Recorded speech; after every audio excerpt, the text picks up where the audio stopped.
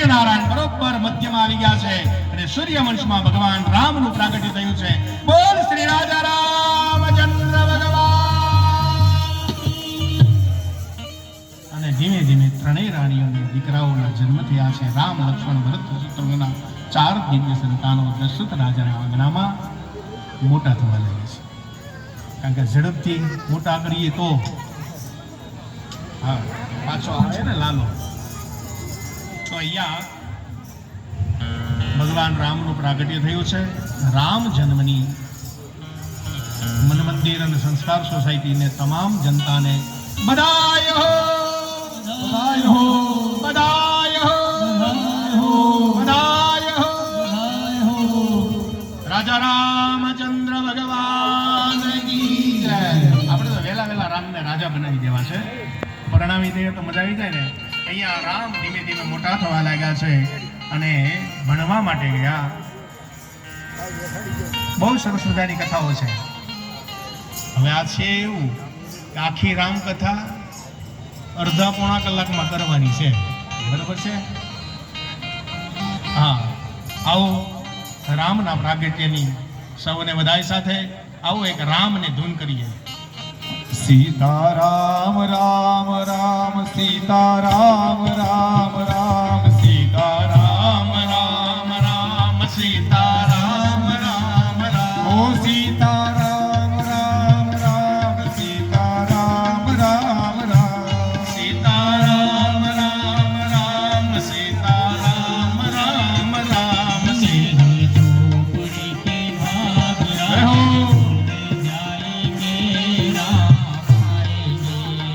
हो मेरी झोपड़ी के भाग आज खुल जाएंगे राम आए हैं.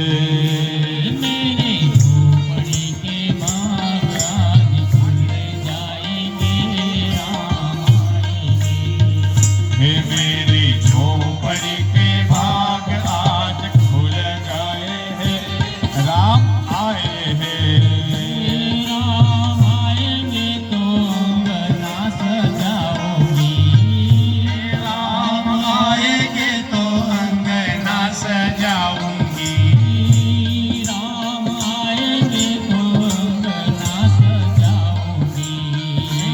राम आएंगे तो अंगना सजाऊंगी. दीप जला के दीवानी में मनाऊंगी. दीप जला के दीवानी में बनाऊंगी.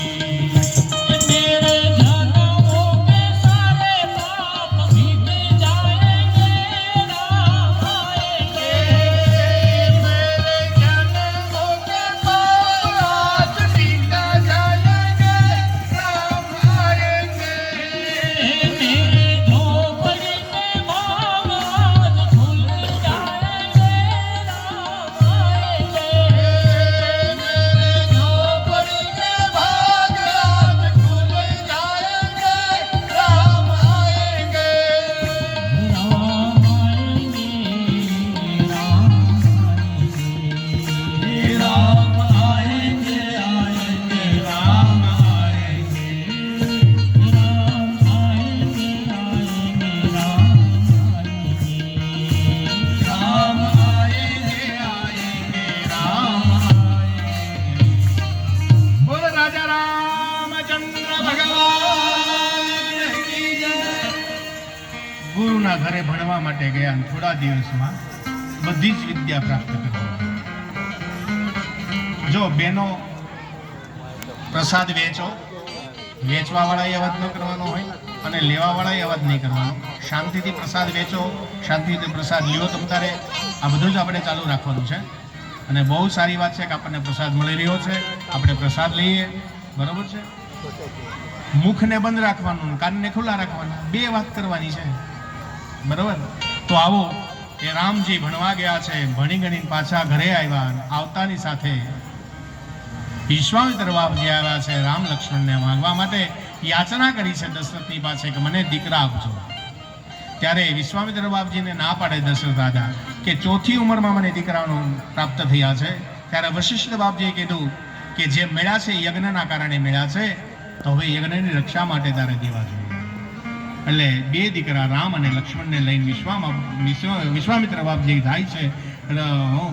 યજ્ઞની રક્ષા કરવા માટે બંને દરવાજા ઉપર રામ અને લક્ષ્મણ રે. એની પહેલા બે વિદ્યા ભણાવે છે વિશ્વામિત્ર બાપજી, બલા અને અતિબલા.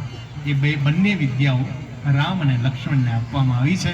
એ વિદ્યાઓ દ્વારા ભગવાન રામ અને લક્ષ્મણ રાક્ષસોથી યજ્ઞને રક્ષિત કરવા માટે દરવાજે પહેર કરીને ઊભા છે. કહ્યું છે, બાપજી તમે યજ્ઞ કરો તમ તારે, હવે કોઈ રાક્ષસ તમને નહીં સતાવે.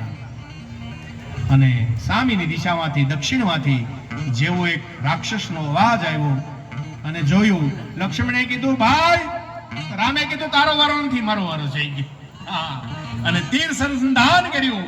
સંધાન કરતાની સાથે તાડકાને એક જ બાણથી પ્રાણ હરી લીધા છે અને તાડકાનો વધ કર્યો. યજ્ઞની રક્ષા કરી. યજ્ઞ બાપજીનો પરિપૂર્ણ થયો. હવે દશરથ રાજાના જનક રાજાના દરબારમાંથી એક કંકોત્રી આવી છે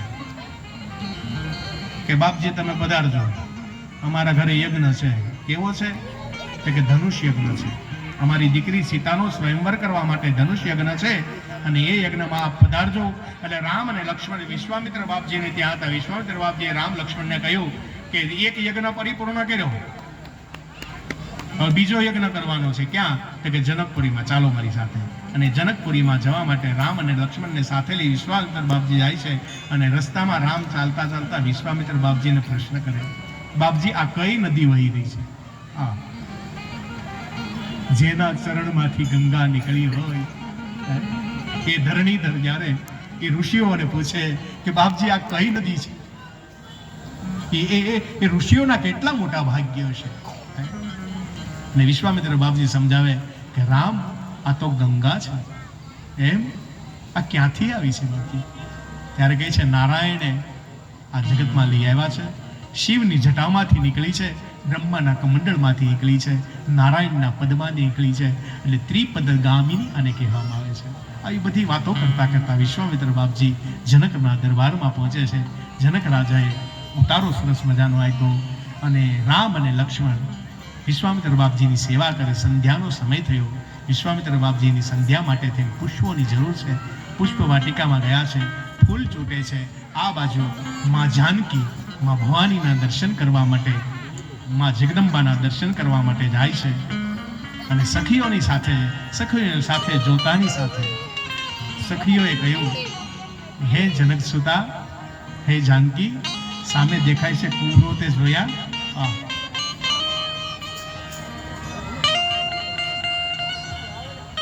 કીધું હા. સીતાની રામની દ્રષ્ટિ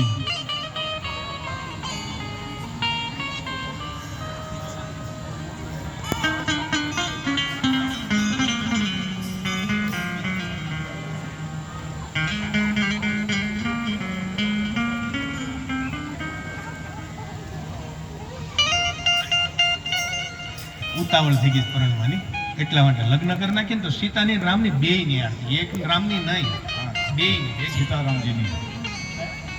આને કઈક દેહાની વ્યવસ્થા કરો ને બાબા. અહીંયા જય હો,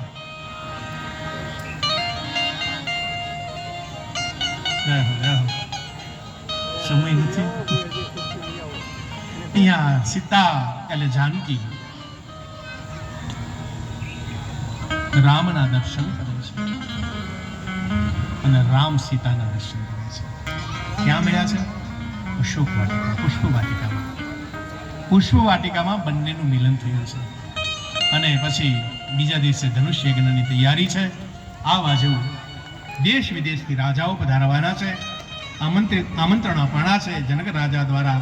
દરેક દેશમાંથી મોટા મોટા રાજાઓ પધારે છે. આ બાજુ ભગવાન રામ લક્ષ્મણ વિશ્વામિત્ર બાપજીની સેવા કરવા માટે થઈ અને બાપજીની સાથે છે, એની સેવા કરે છે. માં સીતા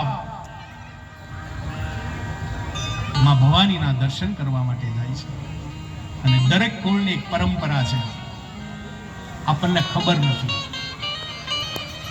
દરેક ગોત્રના લોકોની દીકરીના જ્યારે લગ્ન થાય ત્યારે તેણે તેના ગોત્રના દેવીના દર્શન કરવા જ જોઈએ. એટલે તમે બધા કરો છો. આમાં જે બહેનો લગ્ન થઈ ગયા યાદ કરો, તમે કર્યા તમારા માતાજીના દર્શન કર્યા હતા? ક્યાં કર્યા હતા?